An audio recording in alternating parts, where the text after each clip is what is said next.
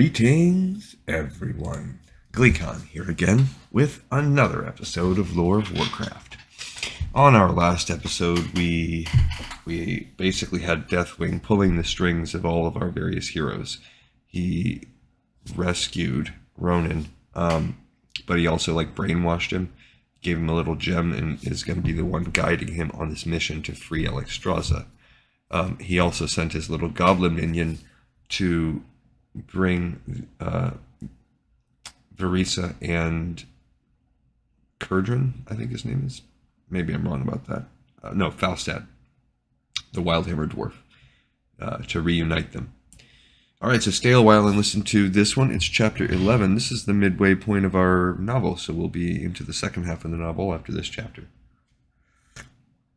Chapter 11 of Day of the Dragon. Nekros fingered the demon soul, trying to decide his next move. The Orc commander had been unable to sleep most of the night, Torghas's failure to return from his mission eating at the thoughts of the elder warrior. Had he failed? Had both dragons perished? If so, what sort of force did that mean the humans had sent to rescue Alexstrasza? An army of griffin riders with wizards in tow? Surely even the Alliance could not afford to send such might, not with the war to the north and their own internal squabbles. What is this war to the north they keep mentioning? Maybe is that against Rend and Maim or something? He had tried to contact Zulahed with his concerns, but the shaman had not responded to his magical missive. The Orc knew what that meant, which, with matters already so dire elsewhere, Zulahed had no time for what likely seemed to him his subordinate's fanciful fears. The shaman expected Nekros to act as any Orc warrior should, with decisiveness and assurance, which left the maimed officer back at square one. The demon soul gave him great power to command, but Nekros knew that he did not understand even a fraction of its potential. In fact, understanding the depths of his ignorance made the Orc uncertain as to whether he dared even try to use the artifact for more than he already had. Zulahed still did not realize what he had passed to his subordinate. From what little Nekros had discovered on his own, the demon soul contained such relentless power that, wielded with skill, it could likely wipe out the entire Alliance force the Orc officer knew to be massing near the northern regions of Cosmodan. The trouble was, if wielded carelessly, the disc could also obliterate all of Grim Batal. Give me a good axe and 2 working legs, and I'd throw you into the nearest volcano, he muttered at the golden artifact. At that moment, a harried-looking warrior barged into his quarters, ignoring his commander's sudden glare. Torghas returns! Good news at last, the commander exhaled in relief. If Torghas had returned, then at least one threat had been eradicated after all. Nekros fairly leapt from his bench. Hopefully Torghas had been able to take at least one prisoner. Zulahed would expect it. A little torture, and the whining human would no doubt tell them everything they needed to know about the upcoming invasion to the north. At last. How far? A few minutes, no more. The other Orc had an anxious expression on his ugly face, but Nekros ignored it for the moment, eager to welcome back the mighty dragon rider. At least Torghas had not let him down. He put away the demon soul and hurried as fast as he could to the vast cavern the dragon riders used for landings and takeoffs. The warrior who had brought word followed close behind, curiously silent. Nekros, however, welcomed the silence this time. The only voice he wanted to hear was that of Torghas, relating his great victory over the outsiders. Several other Orcs, including most of the surviving riders, already awaited Torghas at the wide mouth of the cavern. Nekros frowned at the lack of order, but knew that, like him, they eagerly awaited the champion's triumphant arrival. Make way, make way! Pushing past the rest, he stared out into the faint light of pre-dawn. At first he could not spot either Leviathan. The sentry who had noted their imminent arrival surely had to have the sharpest eye of any Orc. Then gradually Nekros noted a dark form in the distance, one that swelled in size as it neared. Only one? The peg-legged Orc grunted. Another great loss, but one he could live with now that the threat had been vanquished. Nekros could not tell which dragon returned, but like the others he expected it to be Torghas's mount. No one could defeat Grim Batal's greatest champion, and yet, as the dragon coalesced into a defined shape, Nekros noticed that it flew in ragged fashion, that its wings looked torn and the tail hung practically limp. Squinting, he saw that a rider did indeed guide the beast, but that rider sat half slumped in the saddle as if barely conscious. An uncomfortable tingle ran up and down the commander's spine. Clear away, he shouted. Clear away. You'll need lots of room to land. In truth, as Nekros stumped away, he realized that Torghas's mount would need nearly all the free room in the vast chamber. The closer the dragon got, the more erratic his flight pattern revealed itself. For one brief moment, Nekros even thought that the Leviathan might crash into the side of the mountain, so badly did he maneuver. Only at the last, perhaps urged on by his handler, did the crimson monster manage to enter. With a crash, the dragon landed amongst them. Orc shouted in surprise and consternation as the wounded beast slid forward, unable to halt its momentum. One warrior went flying as a wing clipped him. The tail swung to and fro, battering the walls and bringing down chunks of rock from the ceiling. Nekros planted himself against one wall and gritted his teeth. Dust rose everywhere.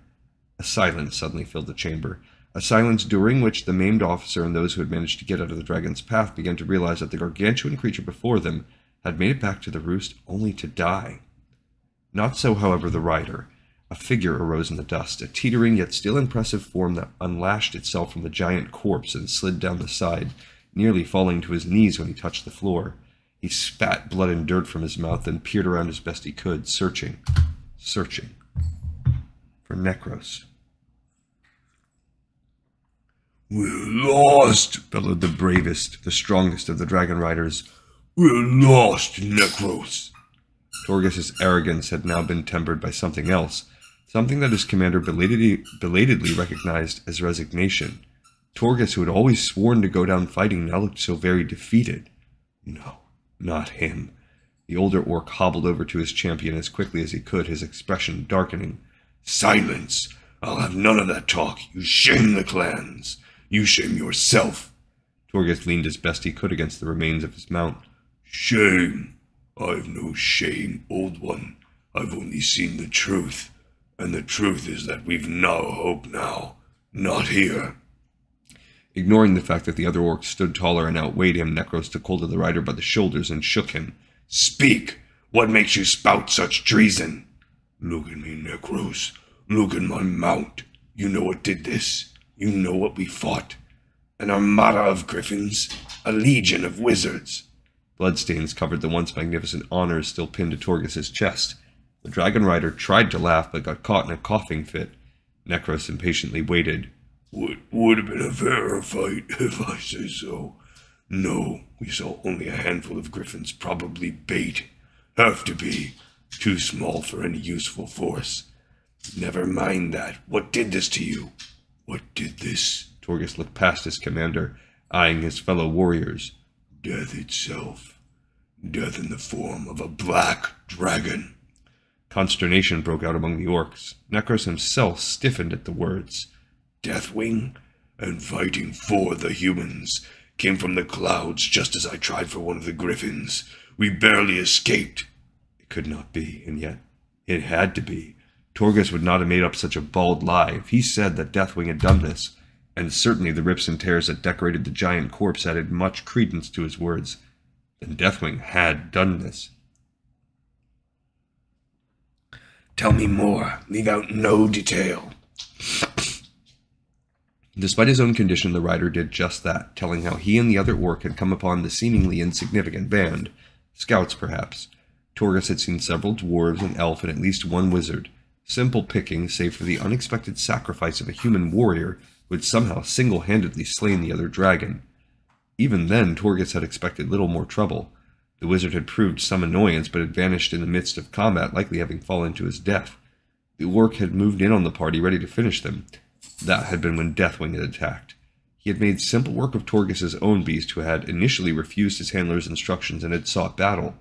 No coward, Torgus had nonetheless immediately known the futility of battling the armored behemoth. Over and over during the struggle he had shouted for his mount to turn away.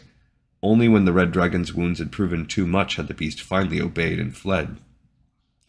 As the story unfolded, Nekros saw all his worst nightmares coming true. The goblin Krill had been correct in informing him that the Alliance sought to wrest the Dragon Queen from orc control, but the foul little creature had either not known or had not bothered to tell his master about the forces amassed for that quest. Somehow the humans had managed the unthinkable, a pact with the only creature both sides respected and feared. Deathwing, he muttered. Yet why would they waste the armored behemoth on such a mission?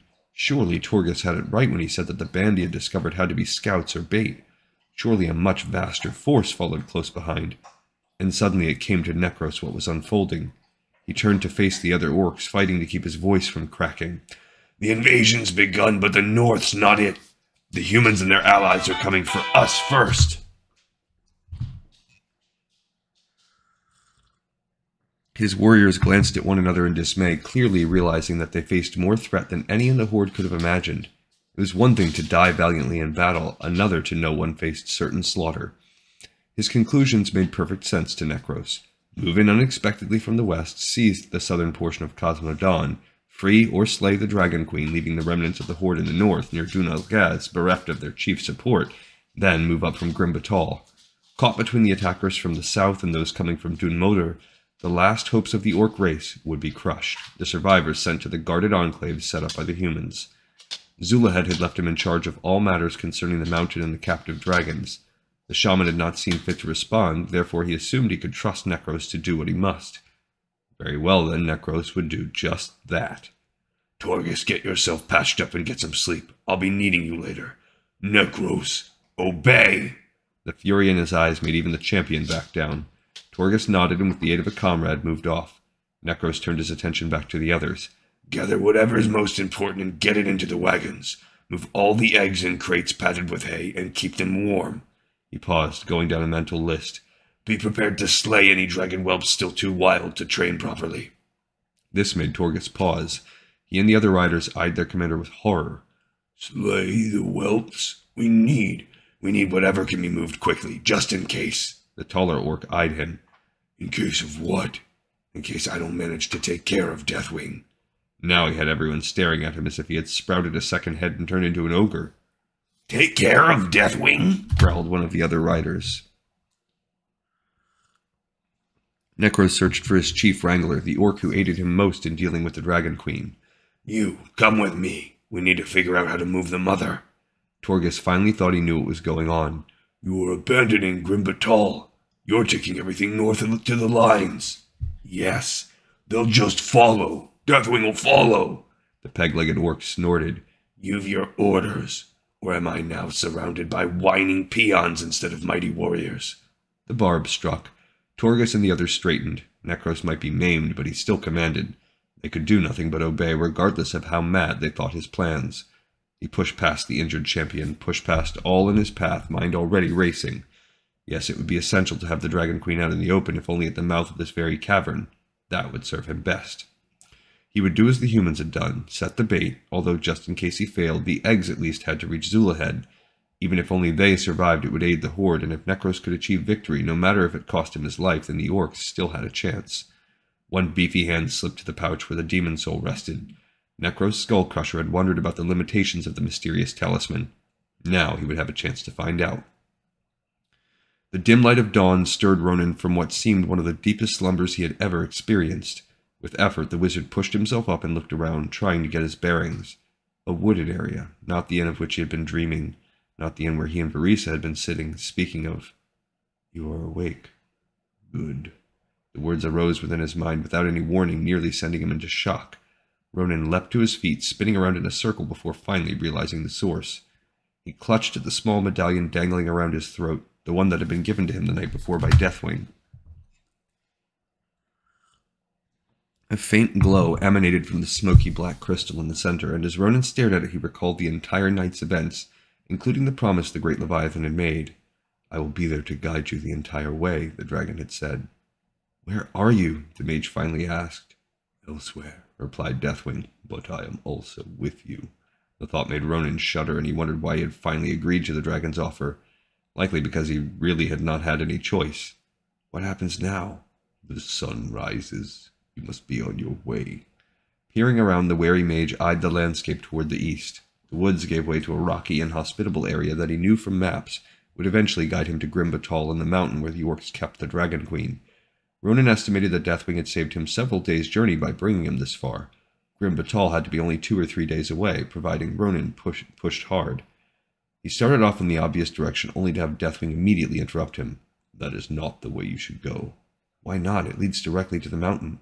And into the claws of the orcs, human. Are you such a fool? Rhonin bridled at the insult, but kept silent his retort. Instead he asked, Then where? See. And in the human's mind flashed the image of his present surroundings. Rhonin barely had time to digest this astonishing vision before it began moving. First slowly, then with greater and greater swiftness, the vision moved along a particular path, racing through the woods and into the rocky regions. From there it twisted and turned, the images continuing to speed up at a dizzying rate. Cliffs and gullies darted by, trees passed in a blur. Rhonin had to hold on to the nearest trunk in order not to become too swept up by the sights within his mind.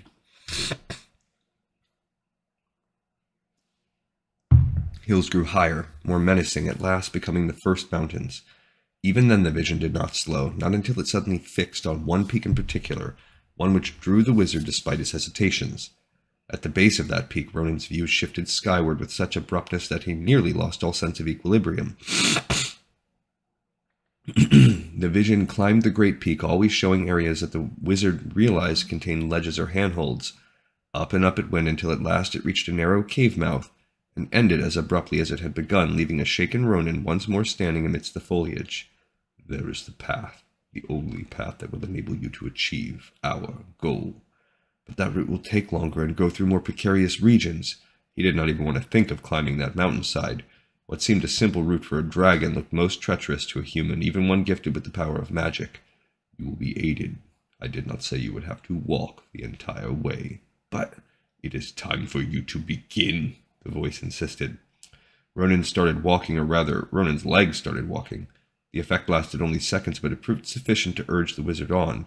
As his limbs returned to his own use, Rhonin pressed forward, unwilling to suffer through a second lesson. Deathwing had shown him quite easily how powerful the link between them was. The dragon did not speak again, but Rhonin knew that Deathwing lurked somewhere in the recesses of his mind.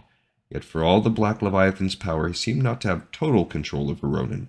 At the very least, Ronin's thoughts appeared to be hidden from his draconic ally's inspection. Otherwise, Deathwing would not have been pleased with the wizard at this very moment, for Rhonin already worked to find a way to extricate himself from the dragon's influence. Curious. Last night he had been more than willing to believe most of what Deathwing had told him, even the part concerning the Black's desire to rescue Alexstrasza. Now, however, a sense of reality had set in. Surely, of all creatures, Deathwing least desired to see his greatest rival free. Had he not sought the destruction of her kind throughout the war?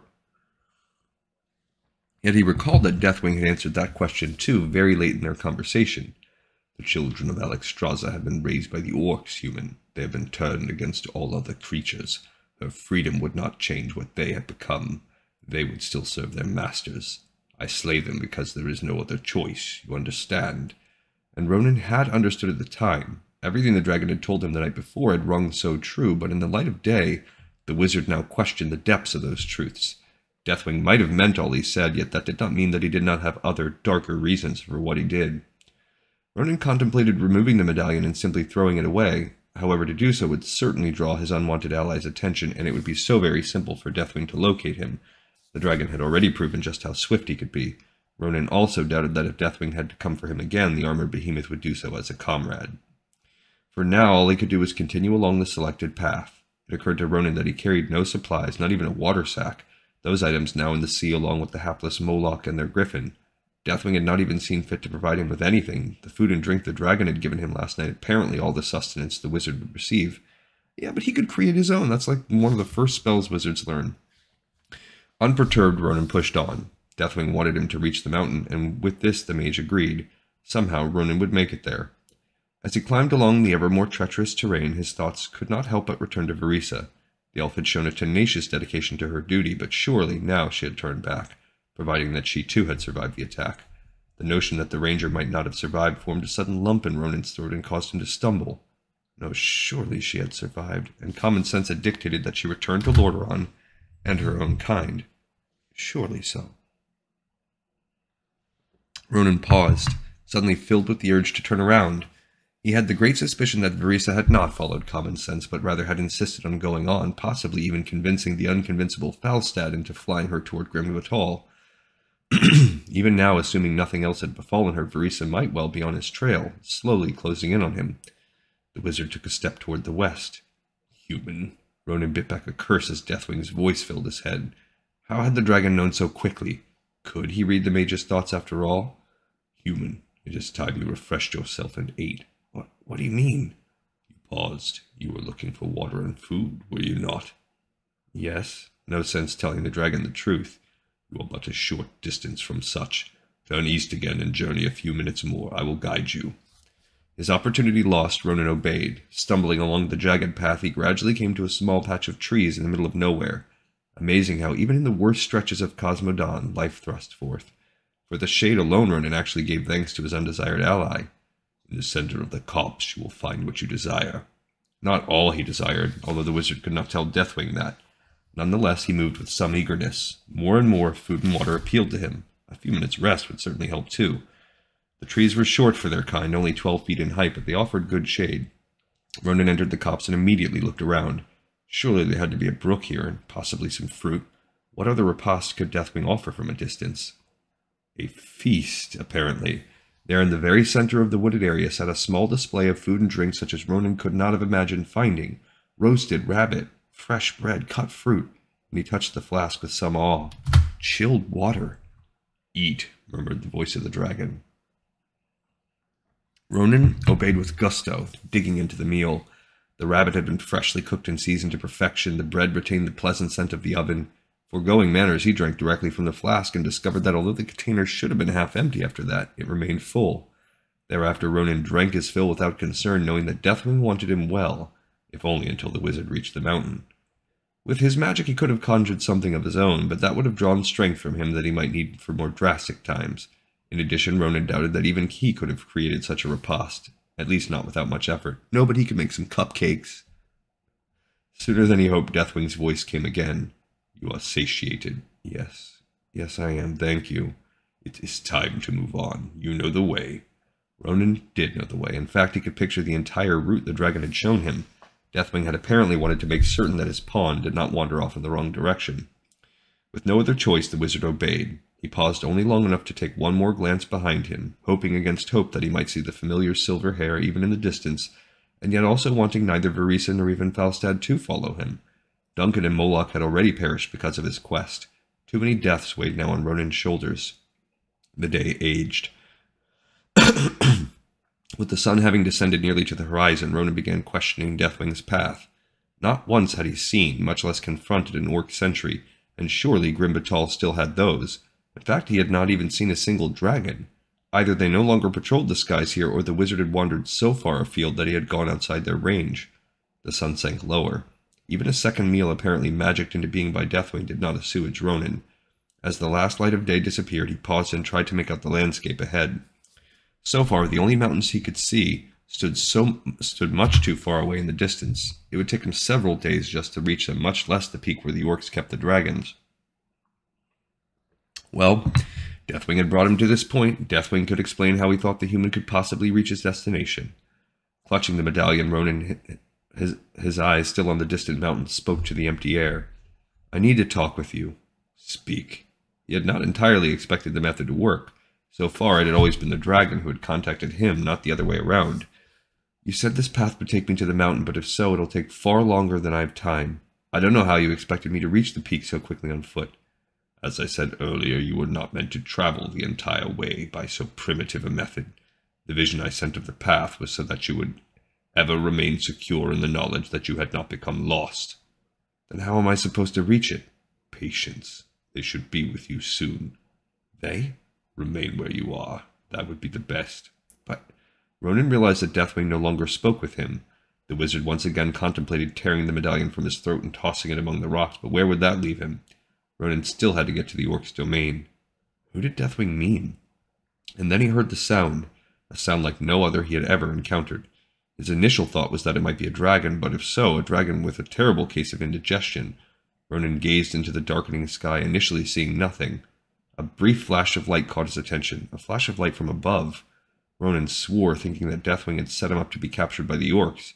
Surely the light had been some sort of torch or crystal in the hand of a dragon rider. The wizard summoned up a spell. He would not go without a fight, however futile it might prove. My guess is goblin zeppelins. Then the light flashed again, this time longer. Rhonin briefly found himself illuminated, a perfect target for whatever belching monster lurked in the dark heavens. Told you he was here. I knew it all the time and just wanted to see if you really did. Liar. I knew and you didn't. I knew you and you didn't. A frown formed on the young spellcaster's lips. What sort of dragon argued with itself in such inane, high-pitched tones? Watch that lamp, cursed one of the voices. The light suddenly flipped away from Rhonin and darted up. The beam briefly shone on a huge oval form, a point at the front, before flickering on to the rear, where the wizard made out a smoking, belching device that turned a propeller at the end of the oval. A balloon, Rhonin realized. A zeppelin. He had actually seen one of the remarkable creations before during the height of the war.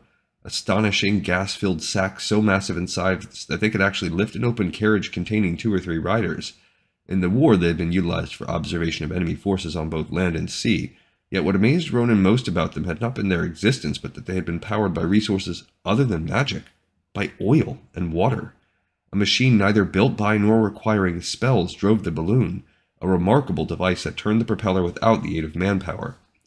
The light returned to him, this time fixing on Rhonin with what seemed determination. The riders in the flying balloon had him in sight now and clearly had no intention of losing him again. Only then did the fascinated mage recall exactly which race had proven to have both the ingenuity and touch of madness necessary to dream of such a concept. Goblins. And goblins served the horde. He darted toward the largest rocks, hoping to lose himself long enough to at least come up with a spell appropriate for flying balloons. But then a familiar voice echoed in his head. "Stay. I can't. There are goblins above. I've been spotted by their airship. They'll summon the orcs." "You will not move." Ronin's feet refused to obey him any longer. Instead, they turned him back to face the unnerving balloon and its even more unnerving pilots. The Zeppelin descended to a point just above the hapless wizard's head. A rope ladder dropped over the side of the observation carriage, barely missing Rhonin. "Your transport has arrived," Deathwing informed him. I'm curious as to how much goblins play a part in Warcraft 3, because at some point they have to leave the Horde and become neutral for a while, because it's not until Cataclysm that they rejoin the Horde. And on that note, I'm also curious as to when Worgen become involved. Like, they have already existed, actually, since ancient times in the form of certain Night Elf druids, but at some point, that curse has got to spread to humans of Gilneas, and they have to, I mean, maybe Cataclysms when they first appear, but I don't know, we'll see.